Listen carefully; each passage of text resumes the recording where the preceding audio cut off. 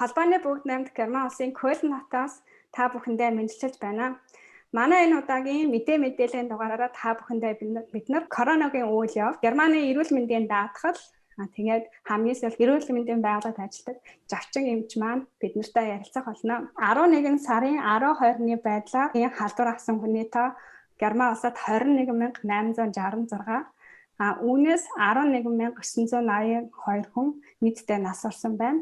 Тэгээд нийтдээ 467,800 хүн энэ өвчнөөс эдгэрсэн байна. Германд хөл хорой тогтоогоод 14 хонсон боловч одоо коронавирусын халдвар авсан хүний тоо өдрөөс өдөрт нэмэгдсэн байгаа нь одоо харамсалтай байна. Энэ 7 хоногийн сайн мэдээ гэх юм бол Герман улсын эрүүл мэндийн сайд Йенс Шпан одоо 2 өдрийн өмнө 11 сарын 11-нд албан ёсоор эрдэм шинжилгээний хурал хийгээд зарласан Герман улсын компани BioNTech түүний хамтрагч одоо Америк нэгдсэн улсын харьяа салбар компани Pfizer компани одоо коронавирусын эсрэг вакцины туршилт нь одоо 90% амжилттай болсон гэж албан ёсоор зарласан байгаа. Герман улсын эрүүл мэндийн даатгал дэлхийд дахин маш их алдартай байдаг.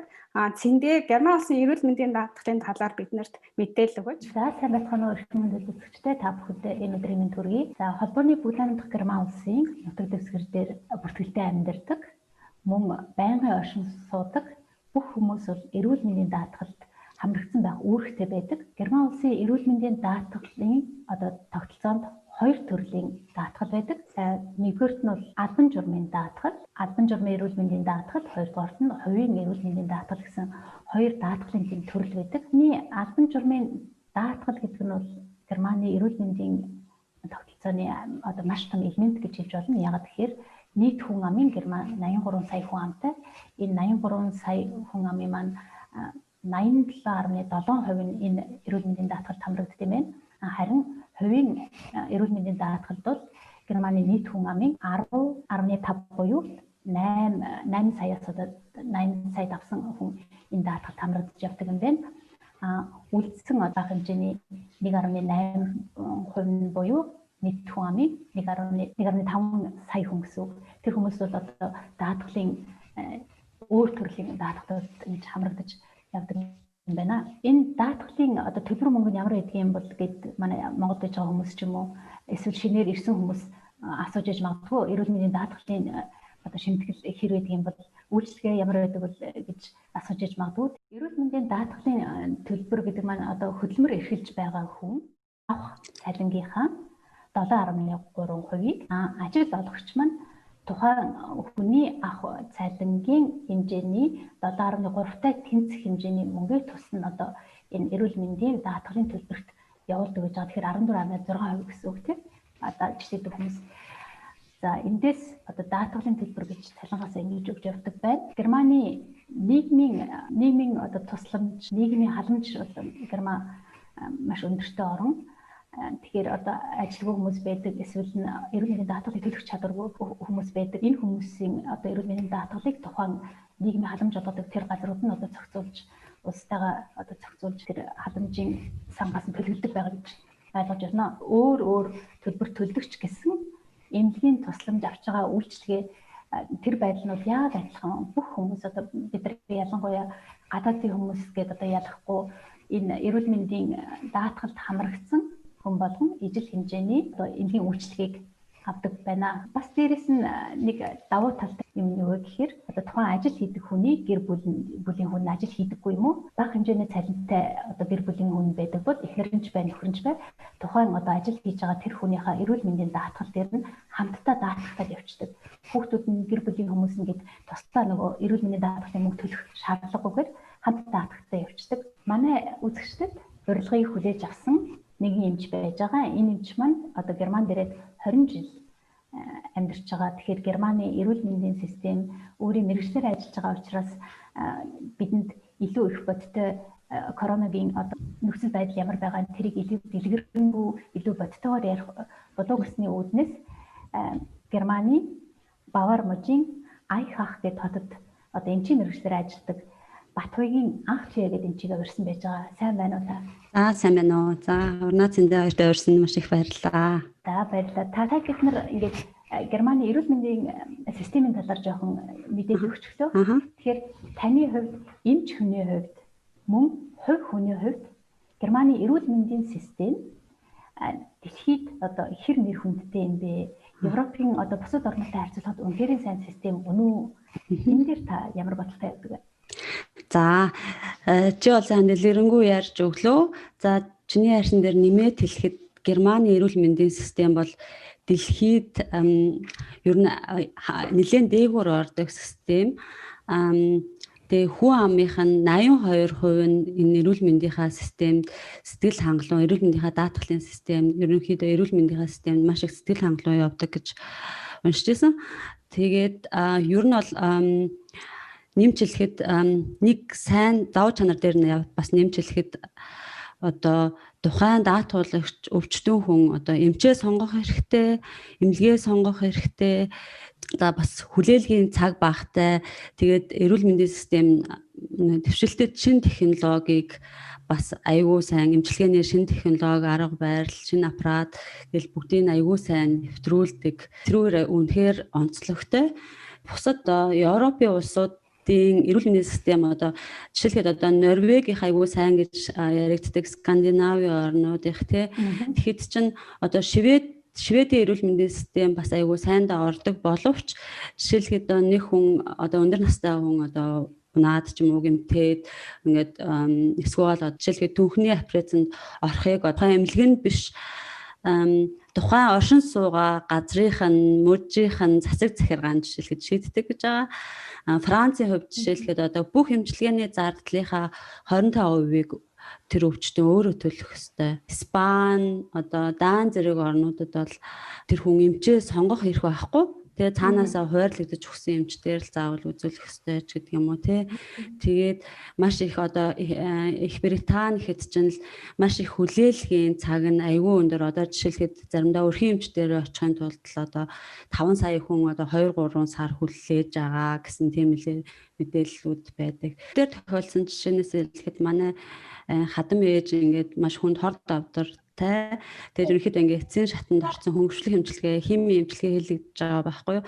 Тэр хүний одоо бүх зардлын даатгал дааж штэ. Одоо хими эмчилгээнд очихын тулд одоо 20 км газар эндээс зайтай газар очиж эмчилгүүлж байгаа. Тэрнийхэн таксины мөнгөний даатгал дааж гин. Тэгээд тэр хэрэгжилж байгаа ор материал тэгэл жихнээс ахуулаад ерөөсө тэгэл бас өөрөө ингээд өөрсдөө ингээд асаргаанд орсон өвчтнүүдэд жаа хүн одоо гэр орны цэвэрлүүлэх гэж овуулдаг тэр хүнийхээ цалингийн хүртэл одоо эрүүл мэндийн даатгаланд дааж гин тэрийг бол би бол үзээд өөрийнхөө биеэр үзээд бүр үнэхээр гайхсан. За дараагийн асуулт болохоор түрүүн би дурдсан одоо короны вакцин гарлаа гэдэг албан ёсоор зарлчлаа. Тэгээд тэр тэр компани эхний ээлжинд 50 сая хүнд л одоо хүрэх боломжтой тий. Зөвшөөрлөө одоо олгоогүй багт нүртэл Герман улсын засгийн газраас одоо захиалга өгсөн байгаа тэр компанид. Тэгээд сүүлийн үед маш их хэлэлцүүлэг хийж байгаа. Яг ямар хүнд энэ вакциныг хийлгэх вэ? Та үүний талаар биднэрт мэдээлэл өгөөч. За энэ вакцин бол үнэхээр одоо эрүүл амжилттай гэхээр ч одоо 10 өний 9 өнд дархлаа тогтооно гэсэн үг шүү дээ. Тэгэхээр маш амжилттай явагдсан. Одоо нөгөө 3 дугаар шатныхаа фаз 3 гэдэг шатыгаа даваад гарцсан 340 мянган хүн дээр туршилт хийгээд тэгээ ингээ 90% амжилттай байна гэдгийг баталсан тийм вакцин гэж байгаа. Одоо тэгээд хамгийн гол нь эхний ээлжинд одоо ингээд бүх хүнийг Герман улсын бүх хүнийг хангаж чадахгүй, дэлхийг хангаж чадахгүй. Тийм учраас одоо ямар хүнийг эхэлж ямар хүмүүсээ эхэлж вакцинд хамруулах вэ гэдгээр Германы Штико буюу вакцины байнгын комисс гэж байдаг. Тэр комисс тэгээд Роберт Кох институт, тэгээд Германы ёс зүйн хороо тэгээд нэг шинжлэх ухааны академи буюу Леополдина институт гэдэг тэр одоо энэ дөрвөн байгууллагын одоо эрдэмтэд одоо ингээл хоорондоо хэлэлцүүлгээ хийгээд бас яг албан ёсны эцсийн шийдэлтэй хүрээг байгаа. Гэхдээ ер нь миний бодлоор бол бас тэгээд эхний ээлжинд өндөр настан өвчтэй хүмүүс, харах хууч өвчтэй, тэгээд дархлаа султай хүмүүс тэгээд коронавигийн халдвар авах риск өндөртэй группийнхэн тэр дотор эрүүл мэндийн байгууллагын ажилтнууд ялангуяа миний хувьд одоо эмнэлгийн ажилтнуудаас эхлэхийн зөв гэж бодож байна. Хамгийн их голомтон дээр нь ажилладаг хэсгийн амьдруулах засгийн эмч нар, асаргаа суулгааны ажилтнууд, тэгээд амь амжиргаанд одоо хамгийн чухал хэрэгтэй одоо дэд бүтцийн салбарууд ажилладаг тийм хүмүүсээ бас хамруулахын зөв гэж бодож байгаа, бас тэгж бас яригдчихэж байгаа. Бас нэг сайхан мэдээ уншсан гэвэл энэ корона гэж шинэ вирусын COVID-19 гэж шинэ өвчин дэлгэрснээс хойш хөгжиж буй орнууд болон буурай өвчлөлттэй орнуудыг бас ингэж орнуудын хүн амыг вакцинд хамруулах зорилгоор тэгээд нөгөө access to COVID-19 tools гэх тийм сайн дурын ч юм уу тийм байгуулагдаад тэгээд ингээд онцлогоо эмчилгээ, эрүүл мэндийн байгууллагын хоорондын уялдаа холбоо гэл тийм салбарууд дээр ингээд нэгдэж ажиллаад тэгээд одоо яг вакциныг нь хариуцсан COVAX гэдэг тийм сан байгуулад тэр санд нь одоо маш олон эмийн үйлдвэрүүд, янз бүрийн хувь ханд өргөгчд ч юм уу тэгээд янз бүрийн орнууд бол бас гишүүнээр элсэж ороод энэ дотроо жишээлхэд Хятад улс орсон гэж бичсэн байсан. Америкийн нэгдсэн улс татгалцсан гэж бичсэн байлээ. Герман улс бүр сая 9 сард энэ эвсэлд нэгдэж ороод тэгээд нийт 100 сая евроны хандвиг өргөцсөн. Тэгээд ер нь одоо бас энэ зөвхөн энэ баян орнуудын хүмүүс нь ингээд вакцинаар хангалтгаа зогсохгүй ядуу буурай орны хүмүүсийг бас ингээд хангая гэд одоо эхний ээлжинд 2 миллиард тун вакциныг ингээд захиалаад байгаа юм байлээ. Бас нэг сонирхолтой юм энэ байгууллагт нь болохоор Дэлхийн эрүүл мэндийн байгууллага, тэгээд UNICEF гэдэг чинь нэгдсэн үндэсний байгууллагын мөнгөний тусламжийн байгууллага, тэгээд бас эмийн үйлдвэрүүд, тэгээд хувь хүмүүсээс Bill Gates, Melinda Gates-ийн сан нар ингээд хамрагдаад айгүй их ингээд тусламж хандив өгөө явж байгаа юм байлээ. Тэрийг би уншаад бол маш их баярлсан тийм. Одоогийн байдлаар бол өөрийгөө коронавирус авсан байж магадгүй одоо хүнтэй одоо тийм хадгалт орсон гэж үзснээр бол бас корона тест өгөөд явж байгаа тийм ээ. Энэ корона тест маань даатгалаас төлж байгаа юу? Өөрөөсөө бас одоо тэр хувь хүн тодорхой хэмжээний мөнгө төлөх ёстой юу? Нэг биш, нэгжгээд одоо коронагийн тест өгөх шаардлага зарим хүнд гарч байна тийм. Сарын дараа ч юм уу бас нэг өөр нэг хүнтэй хавцсан байж магадгүй гэж бас баттгуулах зорилгоор дахиад өгөх тохиолдол байж байна. Тэгэхээр энэ зардал мөнгөд мэдээд гарна да энэ корона тестээ. Тэгэхээр үүнийг даатгалын газраас одоо бүтнээр нь төлж байгаа юу? Хэдэн ч тест өгсөн байсан бүтнээр нь төлж байгаа юу? Хоёр дахь асуулт маань юу вэ гэхээр хэрвээ вакцин одоо үнэхээр амжилттай болоод зөвшөөрөгдөөд вакцин хийж эхэллээ гэхэд энэ вакцины одоо төлбөр тооцоог бас хувь хүн хариуцах уу? Эсвэл даатгалын газраас хариуцах уу? Эсвэл аль талаас нь одоо зохих хэмжээний санхүүгээ тооцоолох уу? Энэ дээр та мэдээлэл байна уу? За энэ коронагийн тест бол маш үнэтэй шүү дээ. Та нар сонсон бах одоо PCR гэдэг антиген илрүүлдэг тест чинь 152 евроны үнэтэй. Тэгээд тэрэн дээр чинь нэмээд одоо лабораторийн үйл ажиллагааны зардал нь 20 евро. Инженерийнх нь тэр праксийн зардал гэл тэгэл ингээд айгүй үнэтэй. Герман улсад бол мужаараа бас өөр байгаа. Манай одоо миний амьдардаг энэ Бавар мужид бол 7 сарын 1-ээс эхлээд тэр Бавар мужийн ерөнхий сайд Сөдер гэх хүн байгаа шүү дээ. Тэр хүн одоо Бавар мужид коронагийн халдвар авсан, одоо халдвартай хүнтэй ойр дотоод хавьтал үүссэн ч юм уу, эсвэл янз бүрийн шимж тэмдэг илэрсэн тохиолдолд бүр илрээгүй тохиолдолд ч гэсэн өөрөө хүсээд шинжлүүлэх юм бол тест өгөх хэрэгтэй болсон. Тэр тестийг одоо энэ улсаас бүгдийг хариуцж байгаа. Тэрийг бол бүгдийг улс хариуцж байгаа. Вакцины хувьд вакцины хувьд бол яг тийм мэдээллийг арай хараахан гарааг байгаа. Миний хувьд бол мэдээж Герман улсад эрүүл мэндийн даатгалаас вакциныг хариуцах даах байх гэж бодож байгаа.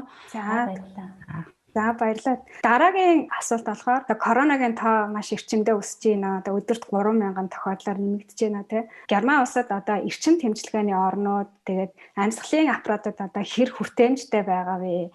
Ер нь сүүлийн үед хүмүүс ер нь маш санаа зовсон байдалтай байгаа. Энэ дээр уг нь бол Герман улсад эрчим тэмчилгээний орны тоо бол хангалттай байгаа. Би яг одоогийн байдлаар бол нэг 2-3 хоногийн өмнөх мэдээллийг би санаж байна. Тэрэн дээр 2600 нийт орны даяар 2600 өвчтөн COVID-19 өвчний улмаас эрчим тэмчилгээний тасаг хэвтэж дэмжлүүлж байгаа. Тэрнээс 1600 хүн нь амьсгалын хурц дутагдалд ороод одоо амьсгалын аппаратанд орсон эмчлүүлж байгаа гэж сонсч байсан. Хамгийн сэтгэл зовоож байгаа асуудал нь болохоор нөгөө нэг Герман улсад маш их хасаргаа суулгааны мэрэгчлэнүүдийн дутагдал үнэхээр их байдаг. Тэ одоо эмчнэрийн дутагдал нь их хасаргаа суулгааны ажилтнуудын дутагдал их.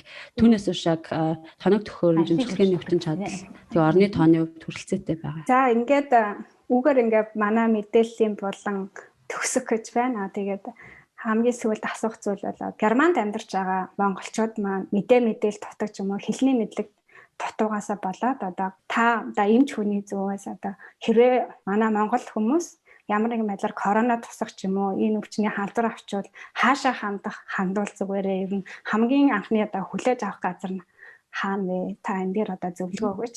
За хамгийн анхны хүлээж авах хүн бол юу штэ өрхийн эмч. Тэгээд нөгөө эрүүл мэндийн газрын нөгөө 116 117 гэсэн утас байгаа штэ тий. Тэрүүгээр утастаад хэрвээ тийм шинж тэмдэг би ингээд халуураад яг тийм халуураа ханиалгаа амьсгалын дутагдалд ороод ч гэдэм үү тий. Одоо яг тэр нөгөө нэг гол шинж тэмдгүүд байгаа шүү дээ. Тиймнүүд илэрх юм бол тэр утсаар бол утастаад эрүүл мэндийн газар хандаж болно.